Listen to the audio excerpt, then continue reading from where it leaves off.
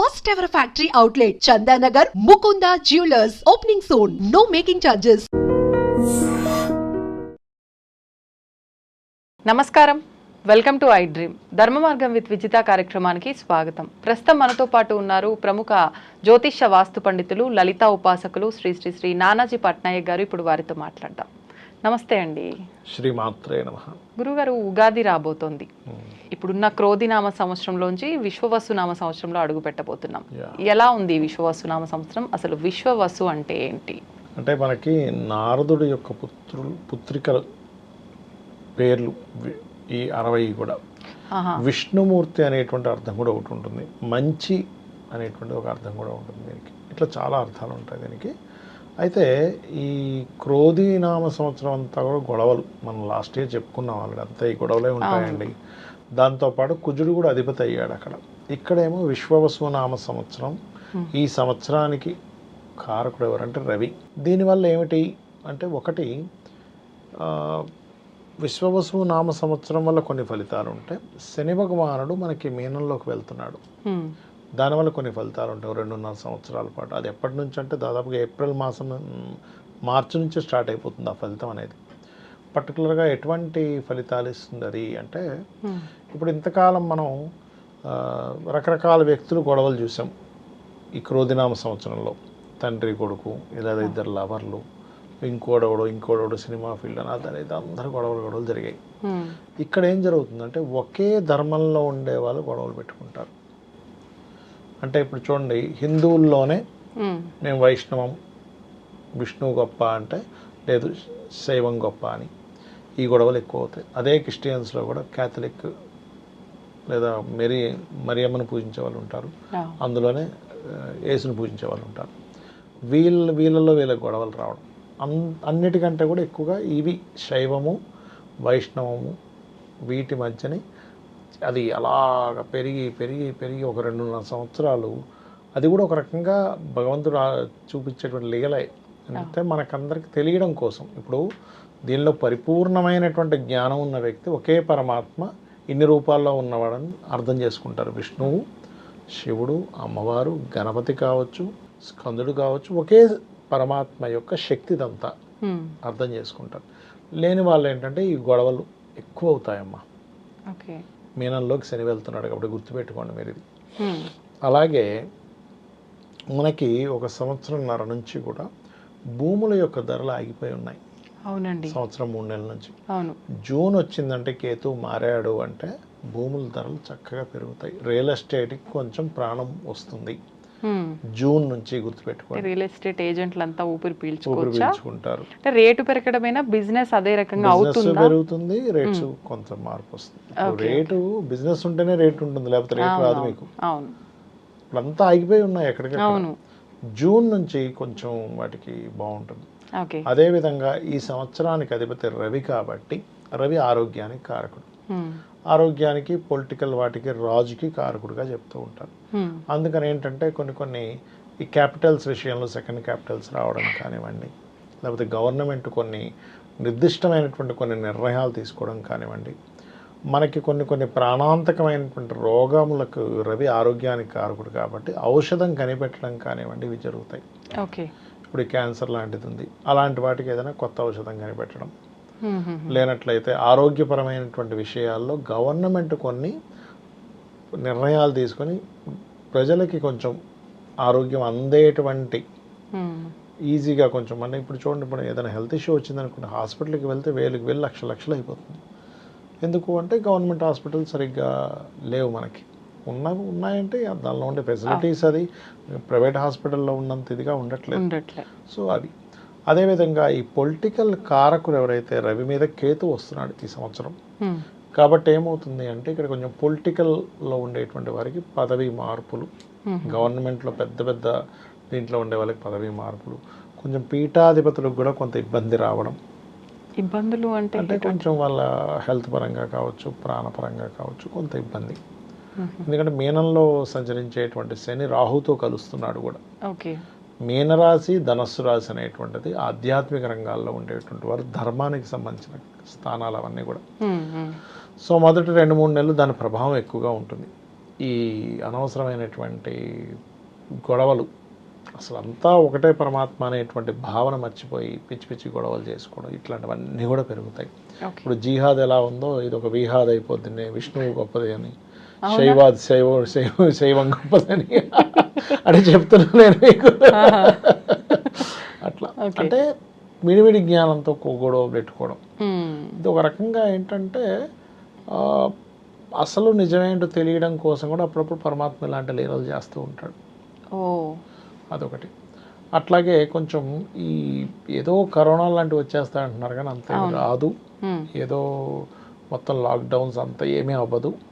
కొంచెం ఏంటంటే జలప్రలయాలు, అకారణంగా వర్షాలు, మంచి ఎండ ఉండగా వర్షం రావడం, నావీస్ ఇట్లాంటి వాళ్ళలో ఉండేటువంటి వారికి కొంచెం ఇబ్బంది, కొంచెం ఈ సుడిగుండాలు లాంటివి ఎక్కువగా తిరగడం, సడన్గా ఇప్పుడు మామిడికాయలు ఇప్పుడు కొద్దామనేసరికి సడన్గా వర్షం రావడం, కొన్ని మామిడికాయలు అవి కింద పడి కొంచెం వాటికి ఎఫెక్ట్ రావడం, ఇట్లాంటివి కొంచెం జరుగుతాయి.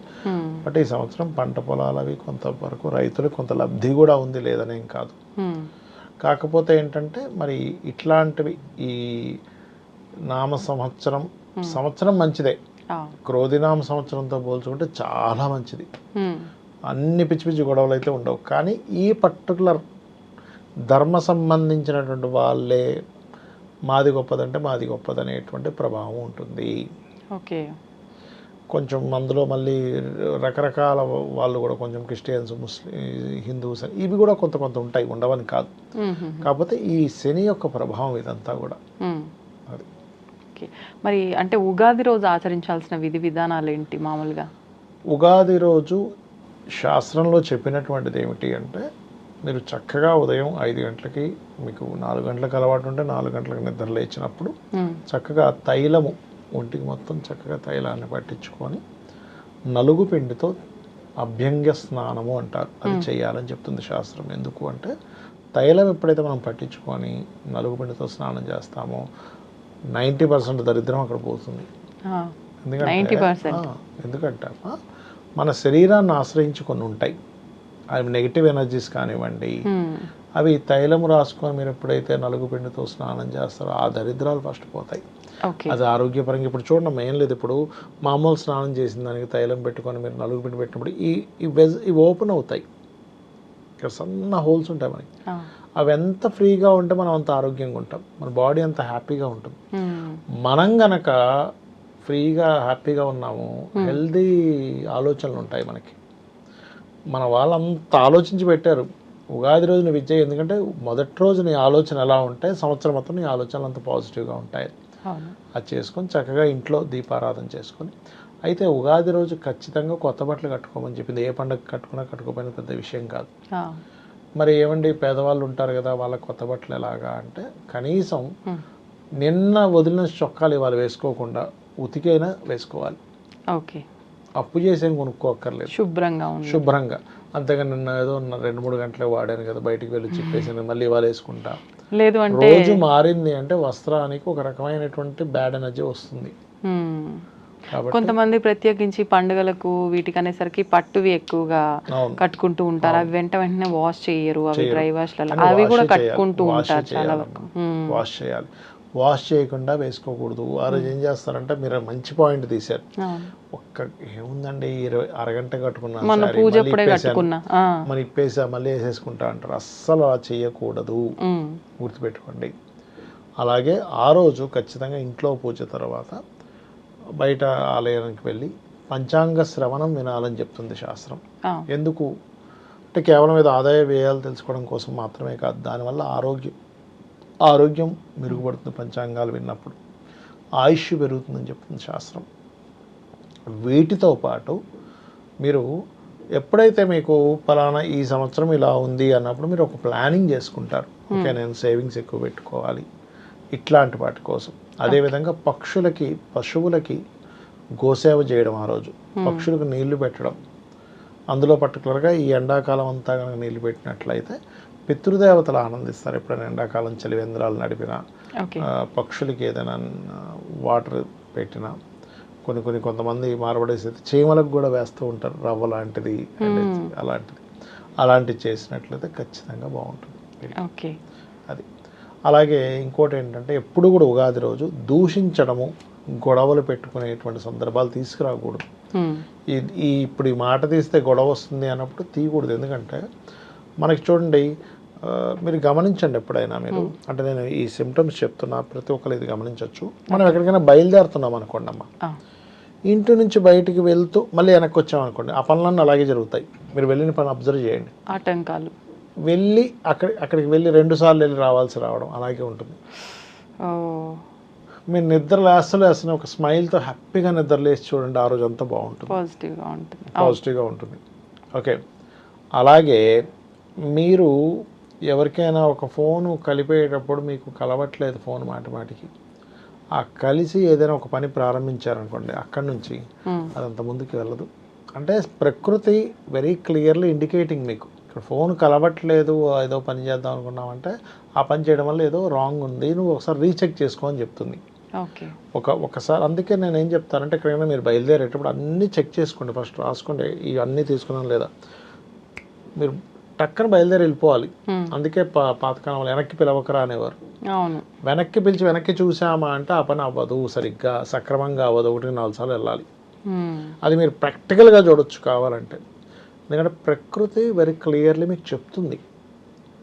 అందుకని మీరు ఉగాది రోజు కనుక ఘర్షణలు ఏవేవో ఇవి పెట్టుకున్నారనుకోండి, లైఫ్ మొత్తం అలాగే ఉంటుంది.